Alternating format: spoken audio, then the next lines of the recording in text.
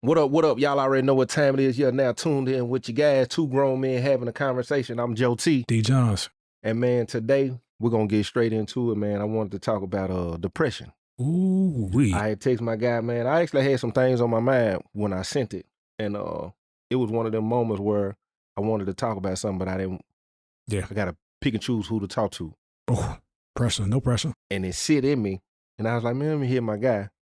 And he responded and said that he had dealt with it all 2024. Oh, 2024. So I don't know where this is going to go. Yeah. Quite honestly. Let let's go there. Let me start with asking you, how do you think people can identify it? What are some things to look for if you ain't never had to have a conversation with it about it, or somebody brought it to you and described it? How can a person, because in our community, and this ain't just a conversation for blacks, and I know this universe, this for anybody, but it's a lot of people that probably be dealing with things, and sometimes how we associate strength, you get it misconstrued and you depressed. Push through it. And you thinking, I ain't talking to nobody, you doing the normal, I'm gonna be all right, I'll figure it out. Yeah. And not know what are some of the things you think a person should realize this is depression. So I think it's important to throw the disclaimer out there. This is not professional advice. Seek professional advice if you feel that you are down a path. Even if you don't know, if you're curious, seek professional advice. I'm going to be giving my experience. Right. I'm comfortable with that. And if people identify with it, they identify with it. I just want to be clear. 100. So what it was for me, because I'm a quiet, well, I'm saying I'm a quiet person that's on a podcast, right? in my real life, most of my real life, actually up until the podcast, I became more talkative as I matured and as I had more responsibility at work, because you had to talk to people. Before, I wasn't a mute, so to say, but I just wouldn't waste a whole lot of words. So I'll be the person that comes in the room quiet. I'm observing everything. Me and the boys go out. I'm the one that's head on swivel because I'm watching. I'm not the party starter, anything like that. So for somebody that's already quiet, it might be it probably would have been difficult to pick it out for me if you're not around me every day. So like my wife and my family would be in a good position to see it, but people I'm interacting with, because I would turn it on and turn it off because of my role at work. But I became less talkative, and I couldn't look my wife and my family in the eye a whole lot of times. So that was kind of a telltale for me. And I would shy away from leading, which sucks. But if something came up in the house, a conversation where the father, the leader, would normally jump in, hey, this is what we're going to do, I kind of started shying away, because for me, a lot of it was my value was associated with my corporate career. When that went away, I was like, man, I realized that I hadn't spent enough time developing relationships with my family collectively and then individually to know who they are. I'm just thinking I'm creating opportunities because of money coming in. And then when that's gone and the money doesn't immediately come back in, it's like, man, I'm in my head thinking about how they looking at me. Because now, where before you didn't have to ask, dad was just showing up with trying to buy, you know what I'm saying? Now it's like, can I go to this birthday party? We ain't got it. So I shied away from conversations that were necessary, but were embarrassing to me. I'd start there. Bro, you said a lot. I commend you for that transparency right there too. That's heavy, man. Dang. And I got some more questions too. Once you realized that, what was the moment where when you said something to somebody, or somebody noticed it, or what was some of the thoughts in your mind as you was going through it, even though you were saying can't do it? What I know you were basically saying it started, I guess, attacking your self-esteem. Yeah. What were them thoughts actually on the attack of the self-esteem? Like what's really being communicated up there? Yeah, that was winning for a minute. because I couldn't show up as I normally had financially. And because I didn't have the reps in being there, like with the real intentional purpose. Good example. My children would be perfectly fine, even on a birthday, going to the park and playing as a family. I'm thinking, I can't give them a birthday party with all their friends at the go-kart track. So that's embarrassing for me, for them to have such a scaled down birthday. And I would get angry and they would feel it. Now, I'm not a physically violent or even a yeller or a screamer. Don't curse at my kids and my wife, nothing like that. But my anger is quiet. So they could read it on my face. And it got to the point where I knew that they were asking my wife about me. Like, is he, like, that seems, and that kind of hurt more than anything. Well, you teaching, because I've had them moments where it's not being the superhero I'm thinking all the people view me as, and not realizing I could take their cape off and they would accept me just being as simple. Yeah. Now this I will say as a black man, because I can't relate to no other culture what that looks like or what that feels like unless we sit down and have a conversation. On top of growing up where, for me, most of the black men, everything was associated by what he could do, regardless of anything. And listening to a lot of, though this is hard for me, bro. I ain't this one for me heavy. Listening to the music, listening to watching the movies, watching everything be associated with a man's value being tied into what he could do. So I can most definitely understand things slowing down and wondering, okay, where is this? And then this just running off.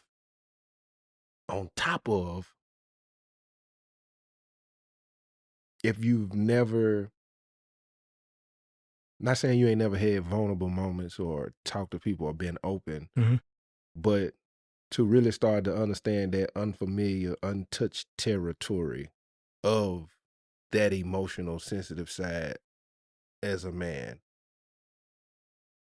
Trying to be mindful of my delivery. Yeah. Take your time. It's not the case now, so don't run down on me. Yeah. I ain't got nothing on me now. But like corporate was good. Yeah. Financially. Right. And because of that, I found myself talking less to people about things I was dealing with at work because I assumed they would say, but your salary though. The athlete, and it's nowhere near that, but it's like the regular 9-to-5 worker looks at the athlete and says, you have no stress. It's different and you don't understand it, but there's definitely something that they're dealing with there. So I got to the point of talking to very few people that I was normally close to about things. Because I'm like, what do I look like complaining if this piece of my life is like super cool? So I didn't even have anything built in to where my guys would notice, or there was some foundation of a conversation that things were starting to trend a certain way. Yeah. Now, once I was in it and I started opening up, I found out that a couple of guys had their own version of it, and we can exchange ideas, or it's not just you, which would made me feel somewhat better. So I was on the slope in a couple different areas of life. So finances taken away got my attention with that. Realize where you are in relationships, and sometimes knowing that you're struggling in a place doesn't naturally motivate you to go hard and do better. Sometimes, like when your mind is going, it's like, well, I mean, I'm already sucks. It's gonna suck. You know what I mean? So I struggled with, am I even like worthy of my family, my relationship? Like, why is my wife? Why is she going through this with me? because she was and is. Mm-hmm. And I started again to get angry about what the devil took my mind was regretting opportunities that were right before me that could have put us in right. different places. Mm-hmm. Had a cushion. I heard you say one thing that I think, if you're taking notes, if you're trying to identify it, if you're trying to figure out how to work through it, I heard you say you started having them conversations and it started community is important. Very. Yeah, community is Very. important. Do you feel like before you ran into community, you was at a place of where you acknowledged it, or it happened once you started conversing with the community? No, I think I acknowledged it pretty early. I just chose to be defeated by it initially because it was like nobody would expect me to be that. Like it's I've always felt even at a young age, like me and growing up in church, the dudes that I ran with, they used to call us too cool because none of us would smile. What that really did was taught me just don't smile. People will take you serious. So I've never. People have always thought about me that D gonna figure it out because I presented myself like that. Even if I was dying a slow death, D gonna figure it out. He cool. And a couple of my partners had to really tell them like, yo, I am not that. Perhaps at one time that would have been accurate, but today, nah, I ain't got it. I ain't got it to give. Yeah. Financially, emotionally, mentally, I don't have it. Yeah. And that, for me, once I admit something, I'm fine. Just like me talking like this now is because I've talked like this on podcasts before. So it's easy. If this was the first conversation, it'd be a lot different. But getting over myself and asking for help is I know that's the cliche thing, but I made a post one time, I said, asking for help gives me hives. Because I just felt weak. I can dig that. Felt weak. I can dig that. I'm still like that. I'm better. I'm selective with who. Yeah. You know what I'm saying? I don't even think, now that I think about it, I don't think I really ever had a problem with asking for help. It's the community I've always been connected to. It's all, if somebody head pop up, college person, I'm gonna know, can't trust them with that they might repeat that too, or they, you know what I'm saying? And I could go through a list of people because I've never actually saw that kind of healthy community. Right. When it comes to depression, like I was saying in the beginning, man, I'm dealing with some stuff here currently, and I'm able to identify it because of my before. I know me. I know when like you said, I start shutting down. I start getting quiet. I got healthy ways that I deal with it mentally. You know, I'm gonna start listening to motivational things and inspirational things before I can get to a point of talking about it. I might even read, because one thing I learned during depression is your mind it'll run you down, and when it start running you down, it's almost like it'll trick you into believing you should enjoy this moping, in a sense. I can't even really articulate what I'm with you. It'll keep you in a place of, it's okay to keep feeling sad or whatever that is. For me, it was like, you deserve this. Yeah. So sit with it. You sit with it. Yeah. Sit with it. Yeah. And it took my health. It took everything down. Listen, and that's it. And it's gonna start. I feel like it'll start attacking that first. That your health. You know what I'm saying? And that's very important, because your energy, your creativity, your motivation to deal with people, like all of that just kind of. You know, so for me, because I struggle with diabetes. I'm in a good place now, like as of the last few weeks. But 2018, I was diagnosed pre-diabetic. I think I said it. I don't know if I said it on the previous episode, but I changed my lifestyle, right? And I was doing good, doing great. Took myself off the medicine. The numbers were staying down. but I got back into chilling. Mm-hmm. And the reason I'm saying this is because I realize now that it wasn't necessarily depression that took my health down. I let my health go. So when depression hit, I was in a much worse position to even deal with it. Mm-hmm.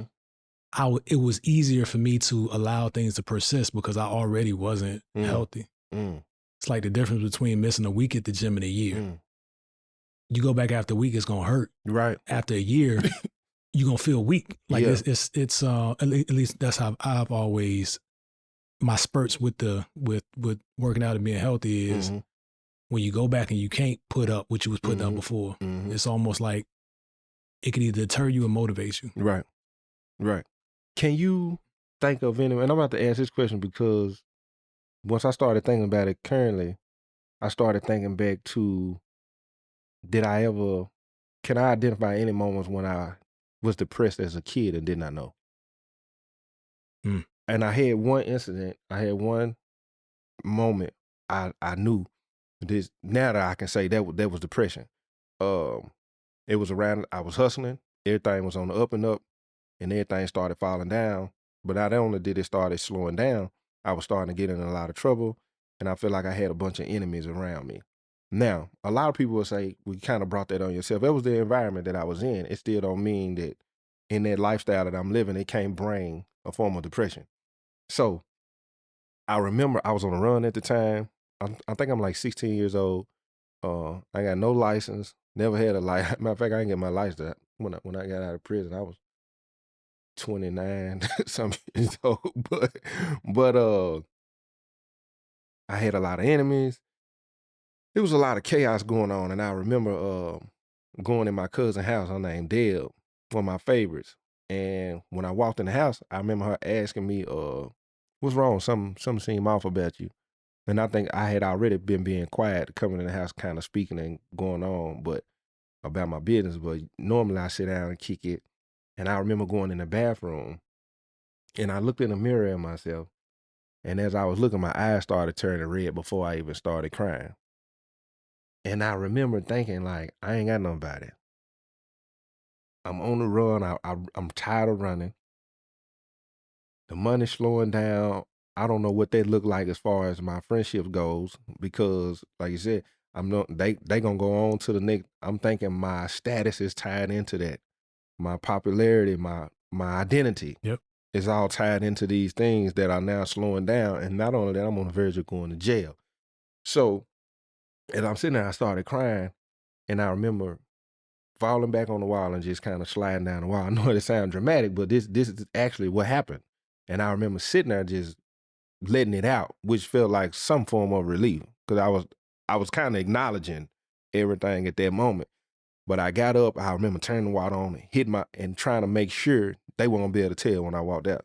Because they knew me as Boo. Like you know what I'm saying? But I knew she had been noticing it. So I walked back in the living room and she looked at it, she like, "You been crying?" She was like, "What's wrong?" And I opened up just a little bit and it freed me up a little bit. I was like, "Man, I'm tired, cuz." I was like, "I'm tired of running." I was like, "And everything that's going on." And she said, "Turn yourself in." And I want to pause right there because that turn yourself in, not just go to jail.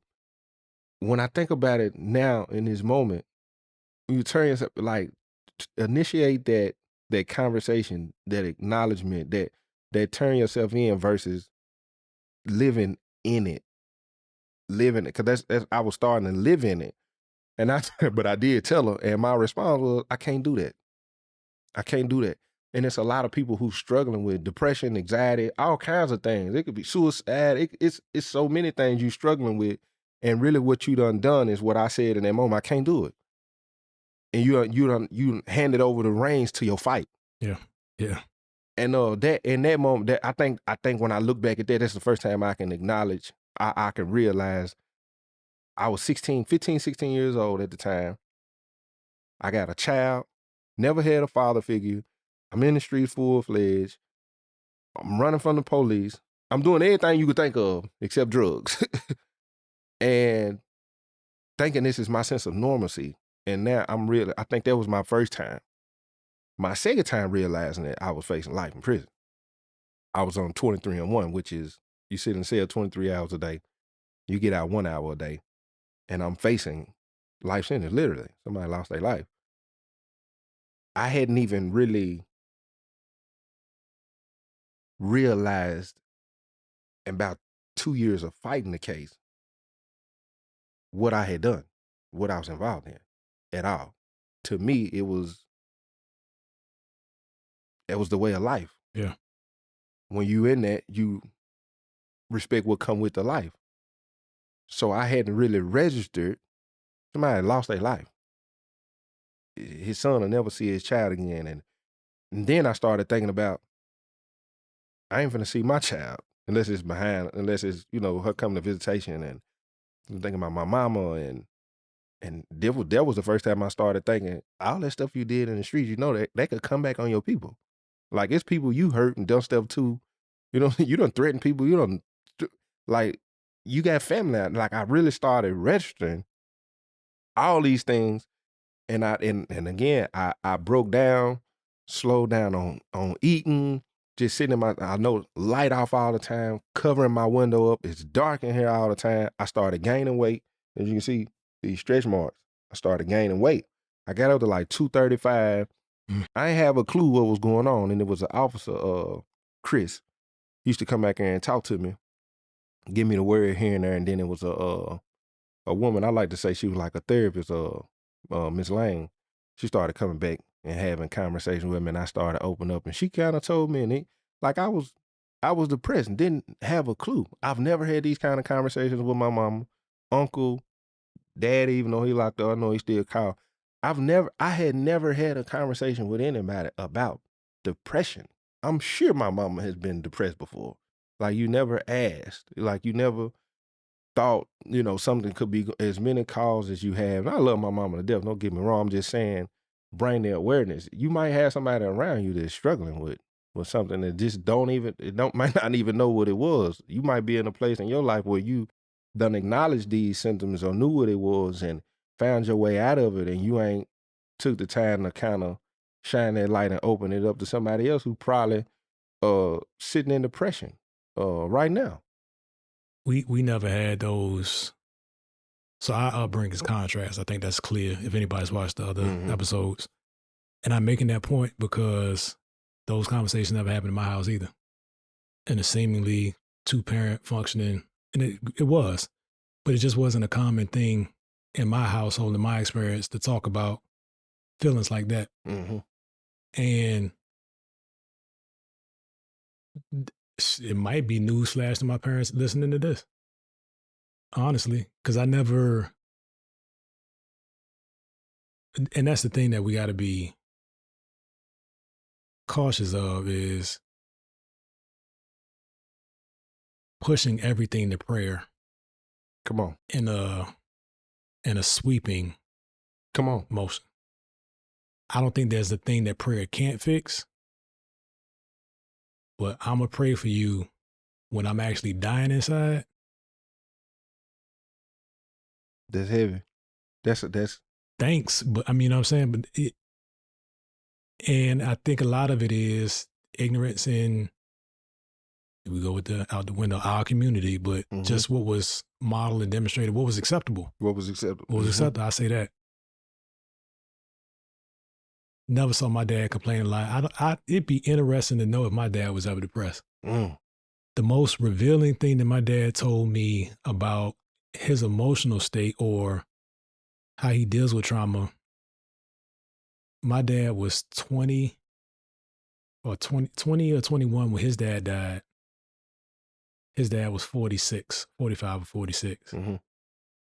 He was in Vietnam, came home, buried his dad, went back. Just like that. And we were having a conversation like this, like on the play. I said, "Did you ever mourn?" He said, "I don't think so." Kept talking. So I'm like, that's, and if you catch him what I'm saying, like that's. Oh, I get it. My mama, my mama is kind of cut that way. I've only seen my mama cry one time in my entire life. And it was only because I was basically not to cut you off, I was finna go on the run because I felt like they were finna send me back to DCS custody. And she went to court thinking I was on my way there, and I was like, I'm not going.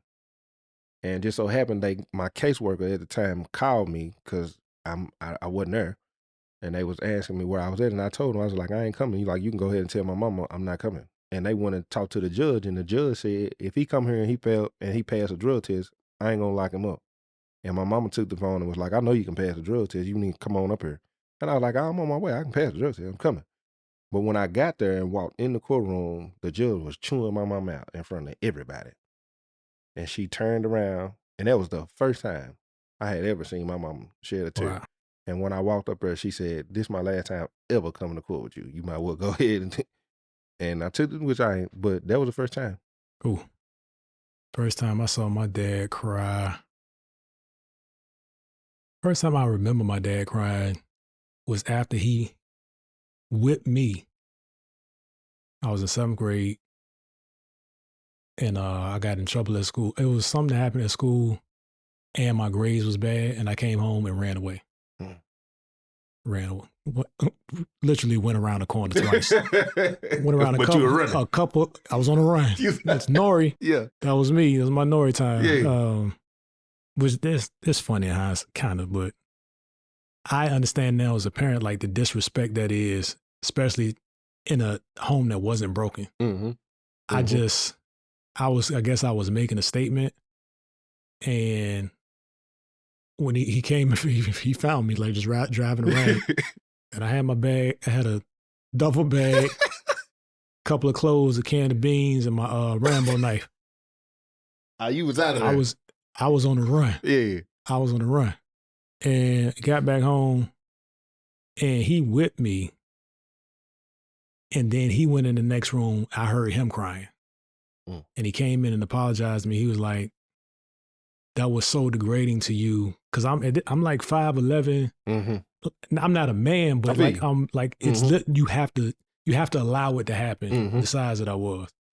And he was like, I'll never discipline you like that again. He said, if anything, next time we'll square up. And I never needed a whipping after that. But like that was one time I saw him cry, but I never saw him cry at a funeral. Mm-hmm. His mom and anybody in the family, like I never saw that. He cries now out of joy. Mm-hmm. And our relationship is like he's top fan of the show. Mm-hmm. Big fan of yours, by the way. What up? I want to meet him. I want to meet him. Stick around. For sure. Stick around. They'll be here for graduation. Bet. But he looks at it through a certain lens. Like, and he's all his life Christian and things like, but he's kind of gets it. He ain't gave me feedback on Blind Loyalty yet. I'm like, okay. he was about to watch it when I called him. Yeah. He's like, I just turned it on. I said, give me your feedback after that. Bet. But yeah, I never saw him down. Mm-hmm. Like my dad never called out of work. Dang. Like he the only time I saw him out of work sick when he had surgery. Yeah. But other than that, never saw. So I don't know what I know some things now that he's gone through because I'm open about what I'm going through. Mm-hmm, mm-hmm. And he's like, son, I've been there. Yeah. And that's great. I think the opportunity is like for me and my son, not for him not to get there is the opportunity. Mm-hmm, like it's great that you have a relatable experience, but I would rather not both of us have the experience if one of us already had it. Yeah. That kind of thing. Got you. Do you think it's important as parents now to, me and my daughter has had some conversations. Some of the conversations she's brought to me where she needed to vent, it was at a place, I feel like it was, I have to say something more so than, I'm gonna go talk to my dad about this before it got to the you know what I'm saying? Do you think it's important? I think it's important to check and ask your kids. Mm-hmm. Do you think it's important because what you just described, it sounds like it is a time and place for things. But at the same time, this generation is different too. Yeah. Different challenges. Yeah. You should be checking and answering it. And I know a lot of times your kids just don't want to open up to their parents. Like they'll talk to somebody else before they talk to their parents. They treat us like we're the enemy. Yeah. But it's important to have that open dialogue. Do you think it's important to share your struggles and your testimonies? That's a big part of the platform. Yeah. And it turns some people off because like, man, you always talking about you messed up. Yeah. Because somebody else is probably messing up or is about to mess up. Facts. Why would I waste mine? Right. But yeah, it's a lot of times it comes in funny stories that they're funny retelling, but they could have had dire outcomes. Like when I told my son, when my car got shot up, he was like, "What?" And as I'm thinking about it, especially thinking about the life that he lives, of course that's like right, extremely foreign. Right. It should have been extremely foreign to me, but like I said before, I chose closer proximity to crime and chaos than I should have. But my senior year, I just graduated summer after my senior year. One of my partners called me. Actually, one of my partners called me and said another one of my partners had a problem. And God rest his soul. God rest his soul, right? So I knew the person that called me felt some kind of way because they wouldn't have called me. And I knew he was going. So now I'm going. I'm going to put the people in my car that I know we can bang with. I mean, throwing hands because that's what it was at that time. So I get in my car. We go up there. 2 cars. A couple of things happened that just were off. Number one, the guy that had it was over a girl. So key takeaway. Yeah. Somebody else's girl is typically not worth it. Yeah. In a lot of cases. Right. He stops about 5 minutes from where we were going to meet up and calls her. Me and my ninjas, we round the corner, tell your people be ready. I'm like, wait a minute. They know we ready when we get there. Right.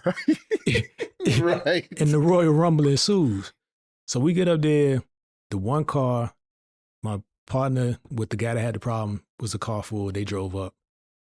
They drive down the street. It's like a long street with a cul-de-sac at the end. And they were parking and walking back. Spidey senses went off. I was like, nah. You're right. Dudes jump out the bushes on us next to my car. Cocks the hammer on me at the window, but walks to the back. And at the time, we say, commercial break me, please. Commercial break me, please. My pops, it's first world problems. My pops had got me a Camry, 88 Camry, DX, no power, no nothing. That would stall sometimes when you hit the gas. Guess what happened? Stop. Number one, my boys were telling me that they had to tell me to take off because it was like, yo, you was locked out. I had my back, my little mini Louisville. So we was going, you know what I mean? And then when he cocked the gun, I was like, oh, we don't actually have guns. Time to go. So I hit it.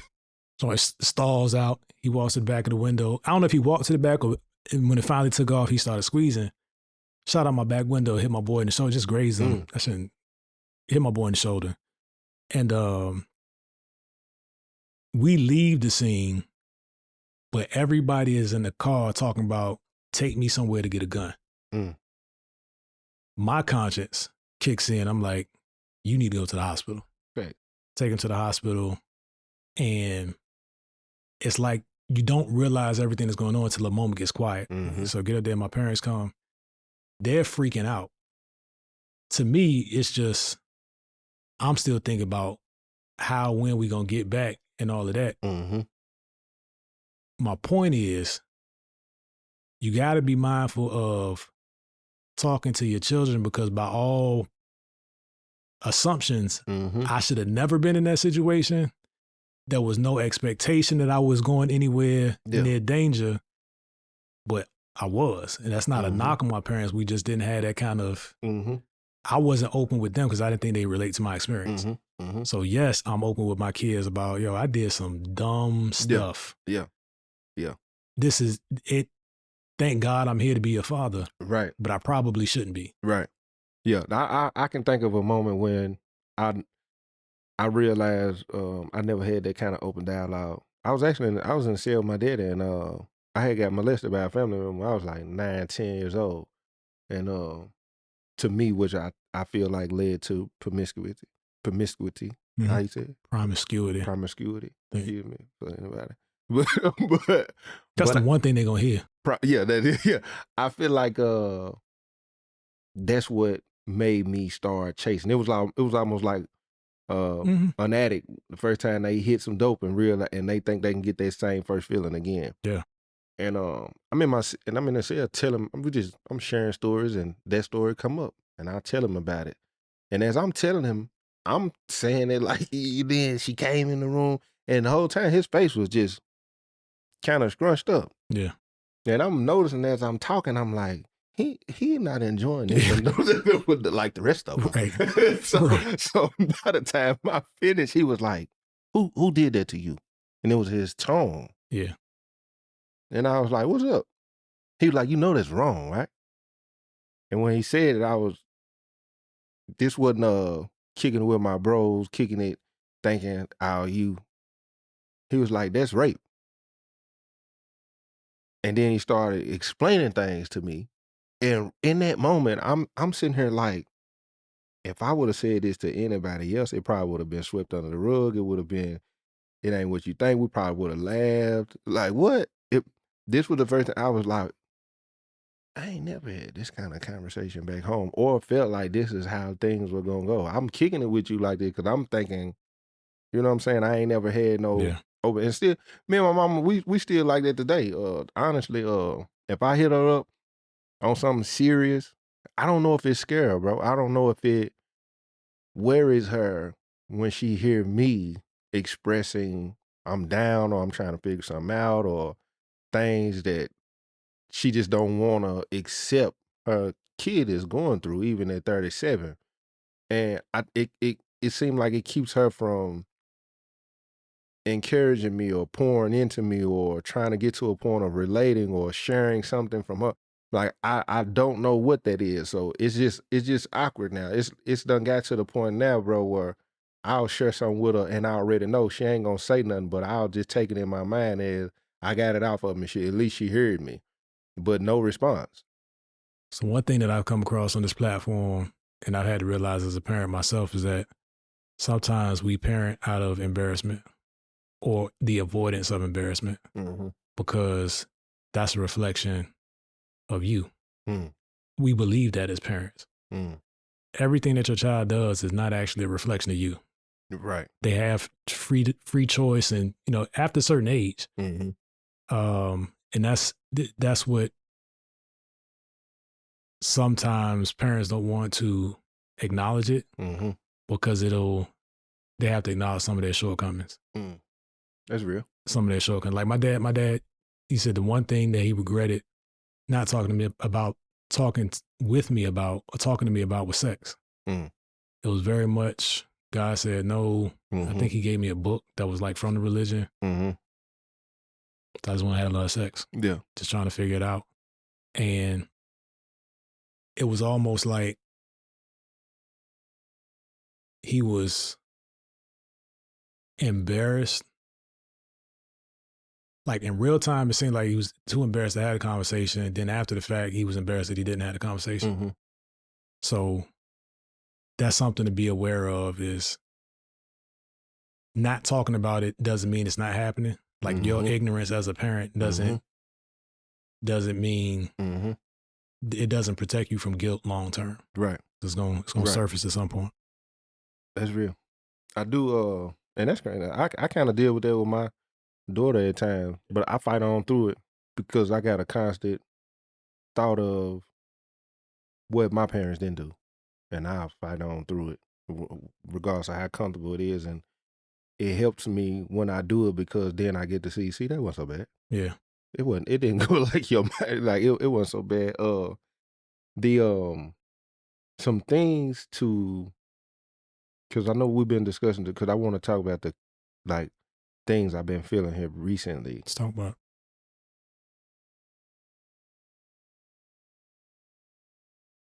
I had an individual counseling therapy session last Tuesday, and during the session, I was just explaining basically. Sometimes at this point, I don't know what's real. And as I'm going and I'm explaining these things, that he responded and said, what you describing is success. And he kind of gave me ways to look at it and gave me angles of how to approach certain things versus always feeling. But when he said that, I'm thinking, even though I feel like a lot of things, I don't know what's real a lot of times because of the people's definition of success, Mm-hmm. there are other things playing in a part of that. And thinking, going back to the value, the money, I have to keep this up now in order to whatever bonds or things that's, you know, Mm. and yeah, and that's tough. Like, I be wanting to turn social media off completely because I'm a realist. I want to realize my validation is not tied up in these people. It's not tied up in the comments. It's not, all of this is good. It's cool when your heart and stuff is in the right place and you making money to take care of your family and you doing other things to give back. But that social media can grab a hold of you, and before you realize it, you can be depressed, man. I had a partner of mine who was describing, he was like, I told him to go get a job. My man responded and said, then everybody gonna be like, you got a job? I said, so you rather stay because you trying to keep an image up for people? He was dead serious. It was scary he was dead serious. And when I think about certain things concerning me as far as social media, I'm like, if I turn this off for a month and no notifications, nobody DMing me, would I be okay? Would it change friendships? Would it change my relationship with some of my family members that I have? Would it change my relationship with my woman? What does it look like if the Joe T that Mm. has grown over the course of time Yeah. and a big part of social media, what does that look like without that? I'm the same person. And when I think about that, it bothers me, bro. That really bothers me. And I don't know if it's because like the people or the reality of you 90% probably correct.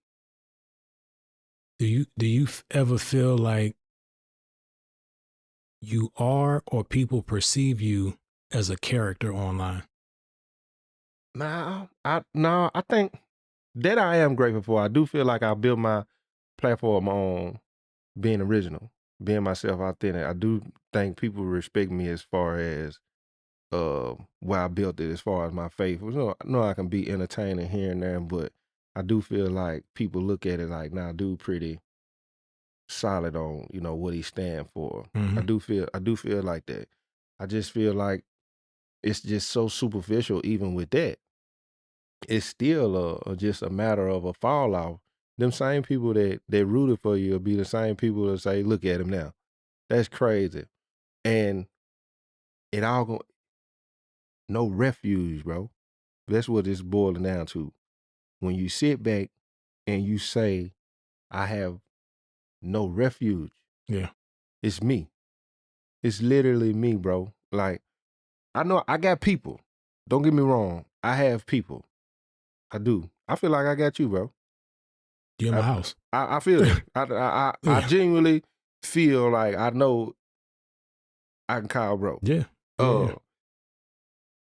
and that's over a short period of time. That's based on I'm a good judge of character. Um, but for the most part, it's just like you really ain't got nobody.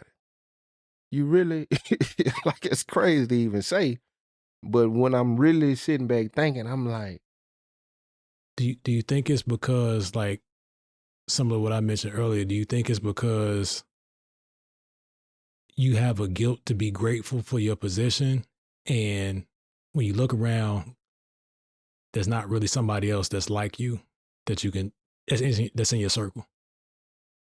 fact. Because it sounds, No, that's true.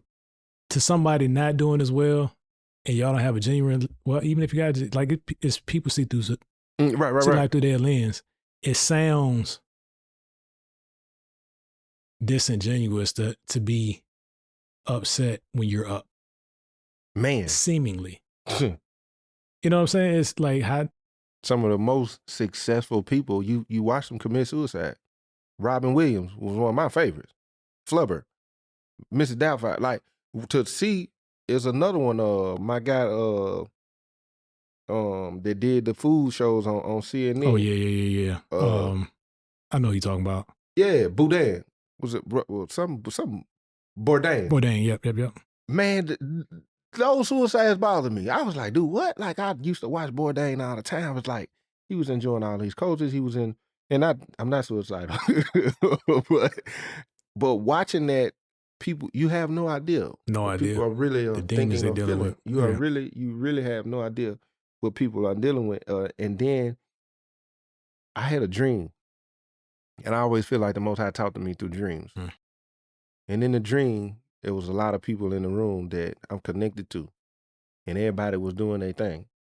And somebody had spilled something on my counter, and it was so vivid, bro. Like, I was seeing everybody ask me for these things and doing whoa, and I went off.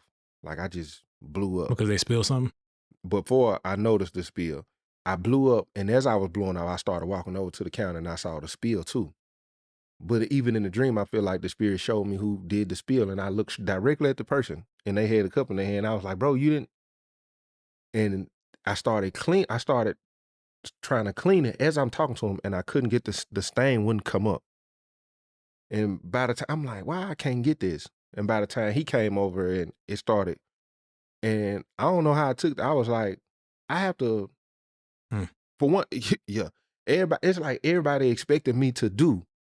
And when you do, it's not fixing nothing. You keep doing it. I'm teaching, you're treating people how to treat you, and you're allowing it, and to the point, you get to a point, it's killing you. And then when you blow up, everybody looking like, I thought we were good. And now, even in trying to clean up the mess, I couldn't clean it up. They had to clean up their own. Message.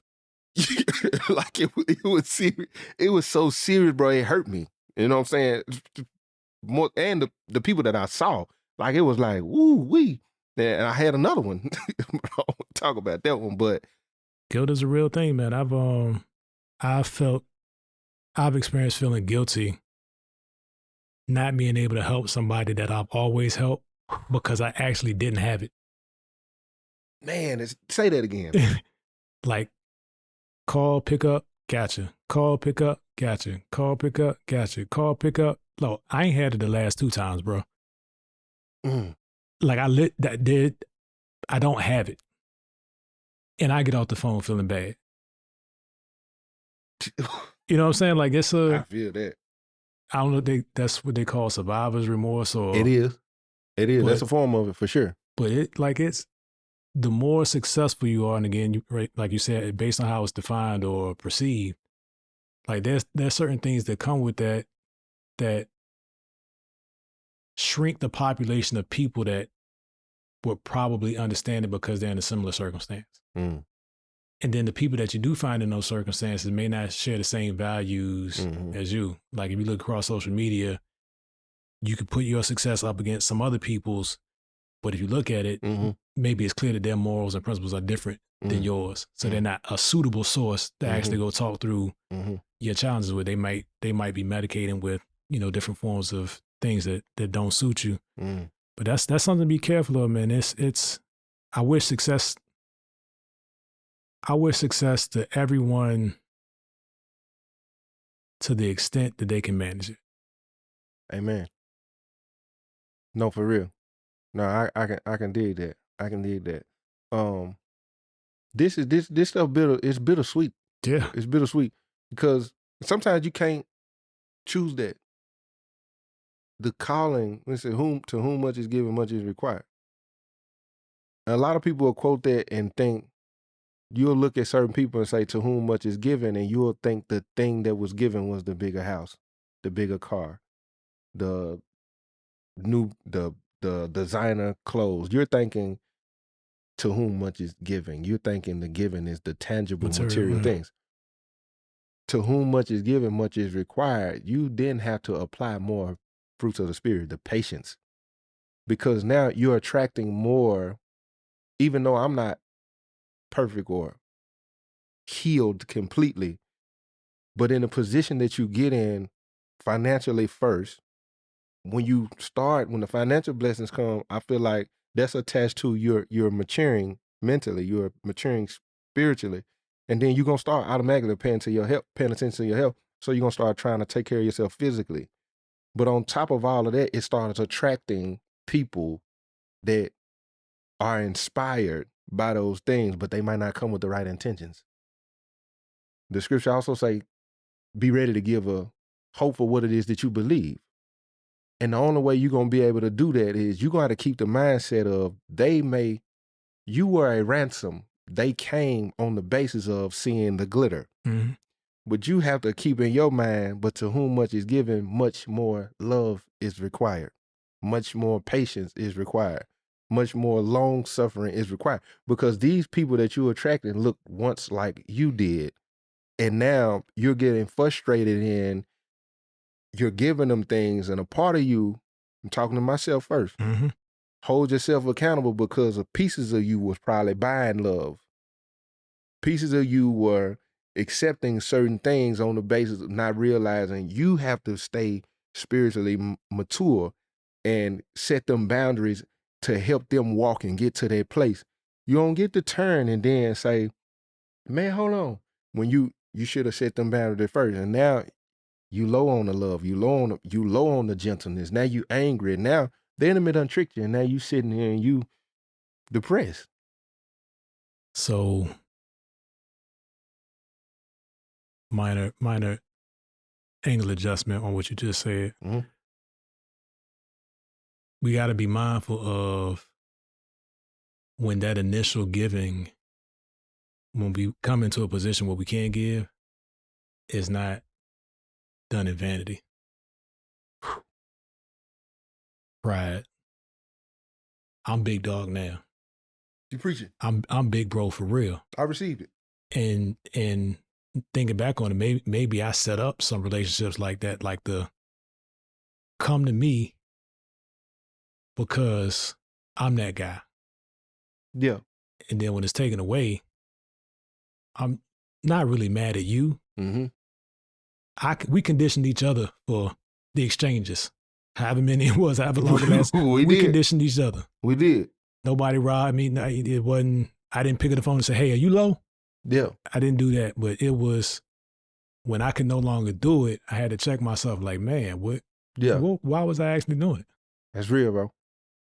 Because if it was about me having, mm-hmm. me giving based on what I had mm-hmm. in a pure sense, mm-hmm.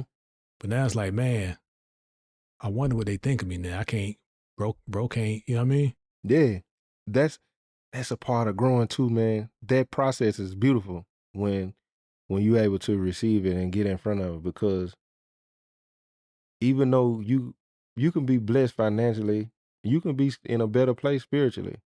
It's still certain things you have to experience to understand how to handle them. Yeah. I've never had legal money. When I got the legal money, of course I wanted to share it with everybody, but at the same time, like you said, the posture of my heart could have been wrong on the strength of I never had it, now I want to share. But you set a tone a certain way. Now you realizing out of your spiritual immaturity, you've allowed this, and now you want to fix it. But first you want to point the finger and blame when you got them 3 pointing really back at yourself. And then you gotta correct that. Because a lot of us set these relationships up for you to become in that mental space, bro. Yeah. And I think that's what I needed to hear today. There you go. I ain't even gonna lie, man. Depression is very real, man. And depression, and I want to know these right. I don't know if you ever seen these. I remember you. Yeah, I did. I was depressed, but I wasn't depressed. And I love my scars. I got one story of why. I was at Waffle House when I first came home. I probably wasn't even home 2 weeks. I was with my cousin Wayne. They had just built a Waffle House in Springfield. And it was a girl who worked there. And as she was working, for some reason, I have a habit of checking people. And she had a bunch of cuts. And I told my cousin, I said, watch this. And I started a conversation with her based on these. I said, we similar. And we had one of the most beautiful conversations right then and there. So on the strength of that, I use this, as he said, what the enemy meant for evil, God turned and used it good. Mm-hmm. Most people miss the important scripture after that. In order for many lives to be saved. He can flip it, turn it for good. Don't make it about you. It's for somebody else. Joseph was put in the position for other people, not for himself. Yeah. When this happened, bro, I was facing the life sentence. The girl I was dealing with at the time, I'm worried about losing her because now and I didn't know how to when you just at a young age like that, and even now, when my emotions get high, sometimes I don't know how to respond in a healthy way. Mm-hmm. On top of everything that was going on because of my emotions drove me to this. Yeah. I guess that's a way you can wonder if you're depressed. Like, are your emotions driving you? Are you in control at the time of the downslope that's going on? Are you looking for attention? Attention you can be struggling with depression and by seeking attention. You agree? Especially if you're used to having it. If attention defines you. Yeah. I think identity is at the core. Well, I say for me, because I don't want to generalize, but being a thing that was acceptable to people, that even in a seemingly good nature, like my family's proud of me. I made it to this level. I got this promotion or whatever. When that identity is snatched, bro, I guess the message is form your identity around a foundation that can't be snatched. Socrates said, a life unexamined is a life not worth living. When you talking about that identity, Socrates, which they locked him up and they was finna basically take him out because he was challenging people to think for themselves. A lot of times, I feel like our identities get tied up in what people think of us and how we should do things. You lose your identity in people. Socrates was his own man through and through. Not only that, when you are there, you realize you're amongst people and you stand out, but you're treated different. You criticized different. Yeah. You looked at as they put you on an island and make you feel alone. Socrates took himself out on the basis of, if I can't be myself and continue to, I'd rather not even be here. And I ain't saying that to say, what I'm learning is I love who I am. I'm going to present myself to you as exactly what I am to the best of my ability. And what the parts of me that you don't like, I ain't conforming or changing, because I'm going to first play the blame game and resent you. But then deep down is I'm resenting myself because I changed based on, and And it is hard to form them relationships based on that. You know, sometimes you just being friendly to go along to get along, but then they can turn unhealthy too. Yeah. And I don't want to leave, bro, without trying to give some healthy tips of coming out of depression or dealing with depression. Mm-hmm. So for me was ultimately believing that I'm worth it. One thing that I realized probably a couple years ago, and I posted it,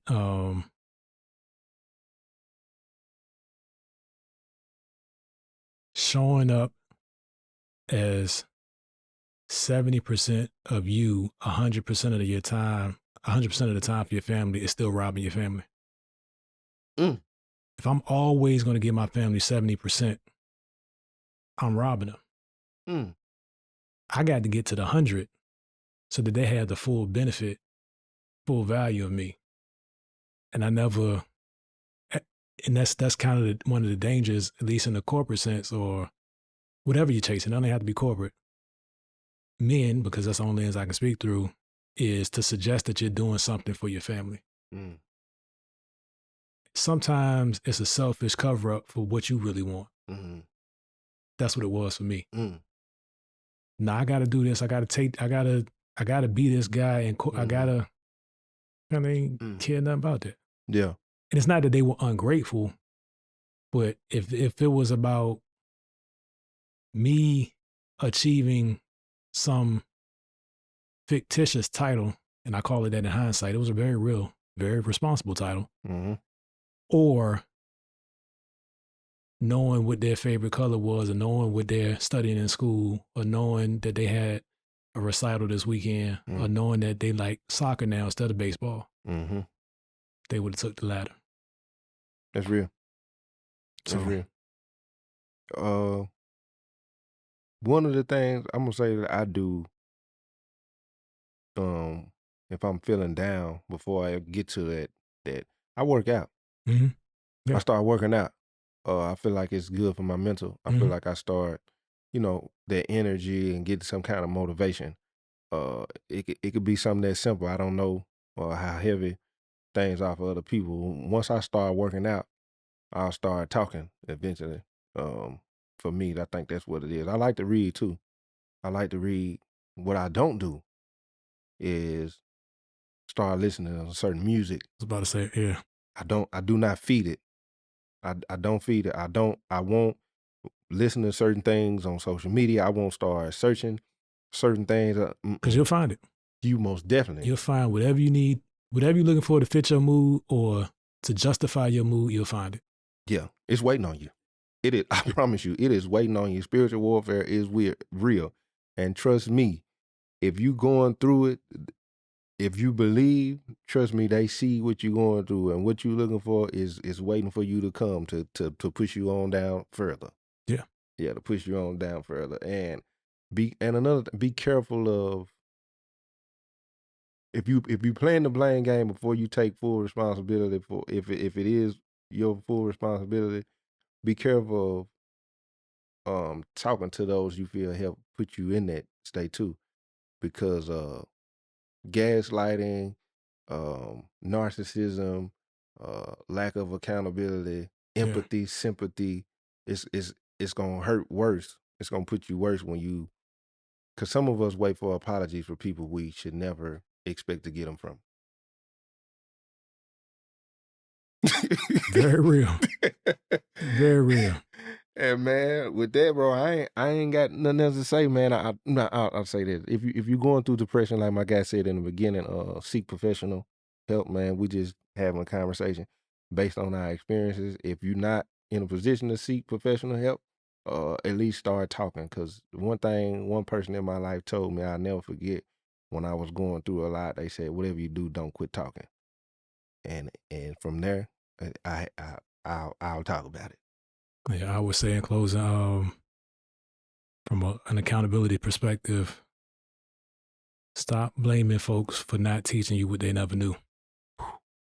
So the fact that we talked about the generation prior was a certain way, it's on us. So what I got, bro. And y'all already know what time it is. You got, man. We out of here. Don't understand the things of the spirit because they are